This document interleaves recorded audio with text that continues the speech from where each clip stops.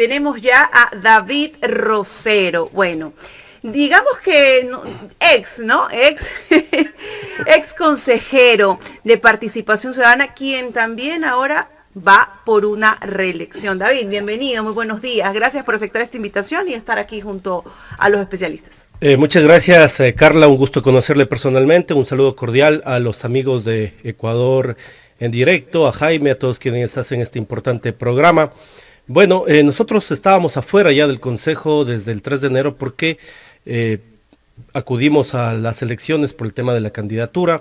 En ese sentido, continuamos con los derechos políticos en firme, vamos a aparecer en la papeleta, esta candidatura estará en la lista de hombres en el casillero 3 y nosotros continuamos recorriendo el país recibiendo el respaldo de los maestros, de los trabajadores, estudiantes universitarios, comerciantes minoristas, colegios de profesionales y otros sectores que han venido impulsando la candidatura de David Rosero como candidato al Consejo de Participación en el casillero 3.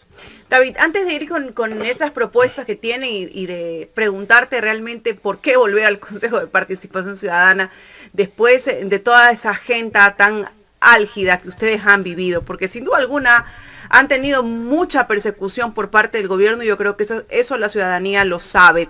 ¿Qué opinas tú sobre ayer la resolución que tomó la Corte y la destitución de los miembros del Consejo de Participación Ciudadana? Bueno, conocemos de que existía una primera resolución donde se destituía únicamente a 4 consejeros alineados a Carondelet y que han impedido en reiteradas ocasiones la designación de autoridades. Son los mismos que fueron sacados por la Asamblea Nacional. Y obviamente por presiones del gobierno directas hacia la Corte conocemos que eso se extendió a los 7 consejeros. Nosotros lamentamos esta decisión porque no se discrimina, es decir, aquellos consejeros que se sometieron al gobierno de nosotros que más bien exigimos que se elija al presidente de la Judicatura y en ese contexto hoy al menos se recoge una parte de la sentencia que el doctor Álvaro Román esté al frente de la Judicatura, lo que me parece importante, al menos en esa parte de la sentencia, no así lo demás. En cuanto a que hoy le pido públicamente al presidente de la Judicatura que sancione al juez de Bolsillo Lindao, a la señora Larisa Ibarra y a una serie de personajes que han hecho quedar mal a la justicia ecuatoriana y que se han burlado en este caso de decisiones incluso de la Asamblea Nacional. Nosotros vamos a continuar en la candidatura, en la sentencia no se anula el tema de los derechos políticos y en ese sentido continuamos recorriendo los diferentes rincones del Ecuador. O sea, esto sí es importante que quede claro, ¿no? O sea, no interfiere en la candidatura el tema de la destitución de los consejeros, ¿no? O sea, ustedes se mantienen, la resolución no invoca ninguna destitución frente a los derechos políticos que ustedes tienen para participar. Así es, justamente nosotros hicimos todo un proceso para ser calificados, hojas de vida, no estar incurso en prohibiciones, calificamos la candidatura y luego de eso efectivamente está ya a conocimiento del todo el pueblo ecuatoriano.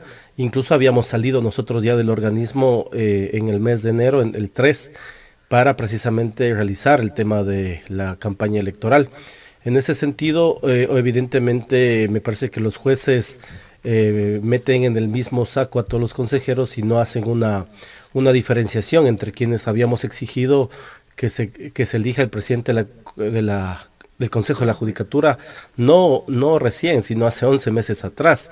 Lamentablemente el presidente de la República, el señor Ulloa y el señor Murillo, quienes tenían sus tentáculos en la justicia, impidieron esta situación. En todo caso, creo que es importante esta elección porque está ligada a la consulta popular, una consulta que no resuelve los problemas del país. Convocamos al pueblo ecuatoriano a votar no, porque se pretenden gastar 30 millones de dólares que cuesta esa consulta, dinero que podría ser utilizado para la compra de medicinas, por ejemplo, y también se restringen derechos, se pretende anular el derecho al voto de los ecuatorianos para elegir consejeros de participación y todas las potestades de designación de autoridades pasarían a Carondelet, es decir, el incremento de los niveles de corrupción es directamente proporcional a la concentración de poder. Si ahora vemos un gobierno envuelto en escándalos de corrupción, de pasar la consulta popular, eso se incrementará en todo el estado ecuatoriano. Por eso creemos que es necesario rechazar la consulta, ya que no soluciona los problemas principales del país, y más bien un mensaje al presidente de que se dedique a trabajar en lugar de interferir en otras funciones del Estado. Sin duda alguna, una de las preguntas que le interesa más al gobierno es esta, ¿no? La de quitarle competencias al Consejo de Participación Ciudadana para el nombramiento de autoridades, sobre todo de control. Si esto, en el supuesto no consentido que esta pregunta llegase a ganar, ¿cuál sería el centro, el eje de la función del Consejo de Participación Ciudadana, David? Bueno, yo estoy seguro que el pueblo ecuatoriano va a rechazar esta consulta. El corazón mismo de las preguntas son la 5 y la 6, que tienen que ver con el control de la designación de autoridades del Consejo de Participación a manos de Carondelet, y también el retiro de la votación popular para elegir estas dignidades para pasarlas discrecionalmente al gobierno. Evidentemente el Consejo quedaría sin una de sus atribuciones, que es la designación de autoridades por concurso abierto de méritos y oposición, donde el ciudadano puede presentar su carpeta y postular, y esto pasaría a manos de Carondelet para que se lo haga discrecionalmente.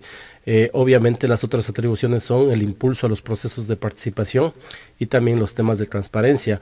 En ese sentido creemos que es importante rescatar estos procesos, ya que, por ejemplo, en el tema de participación nosotros hemos hecho alrededor de 200 escuelas de formación, en el caso desde el despacho, también procesos de veedurías, observatorios.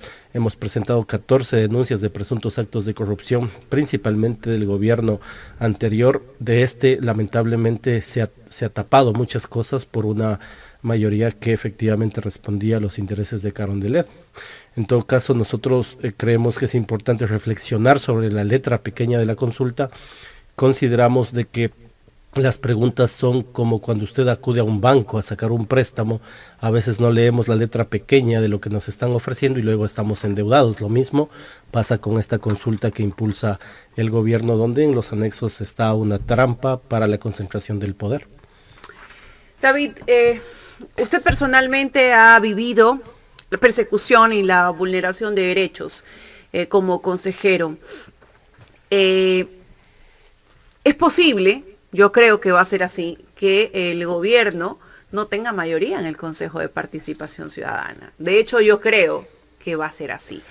¿Están preparados para volver a luchar contra esa persecución y esa vulneración de derechos? Porque eso siempre viene de la mano del gobierno. Siempre lo hemos estado, Carla. Aquí mismo hemos debatido en este importante medio de comunicación todas las implicaciones en torno a la disputa del poder, y en ese contexto nosotros, en el caso personal, tenemos ya una trayectoria de lucha social junto a los maestros, los comerciantes, los trabajadores, en las calles y plazas del país, enfrentando todas las políticas antipopulares. Y ahora, obviamente, yo creo que el gobierno va a sufrir una enorme factura, no solo a sus candidatos en las elecciones seccionales, va a recibir el rechazo a la consulta popular, y también evidentemente habrá una nueva composición democrática del Consejo de Participación que permita avanzar en todos los procesos de designación de autoridades, de fortalecimiento de las organizaciones sociales y de lucha contra la corrupción, que hoy más que nunca hace falta. Mire, le doy un dato en exclusiva: el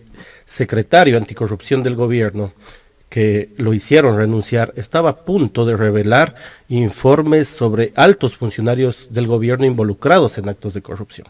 Por eso mi solidaridad, más bien, porque no se le permitió establecer estas acciones, y evidentemente todo el círculo que envuelve en Carondelet tienen bastantes travesuras que rendir cuentas ante la sociedad ecuatoriana.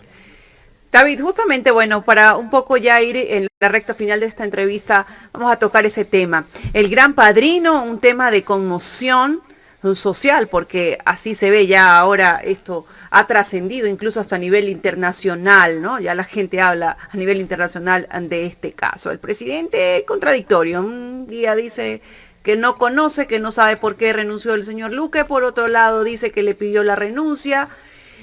Por otro lado vemos el señor Verde Soto, que dijo, bueno, pues hasta aquí me trajo el tren, deja un informe que ya está expuesto públicamente, analizado desde diferentes aristas. Pero lo cierto y lo concreto es que sí hay corrupción en el gobierno, y eso nos deja ver que todas las acciones del gobierno y la metida de mano en los diferentes centros de control y en la justicia también han sido ciertos.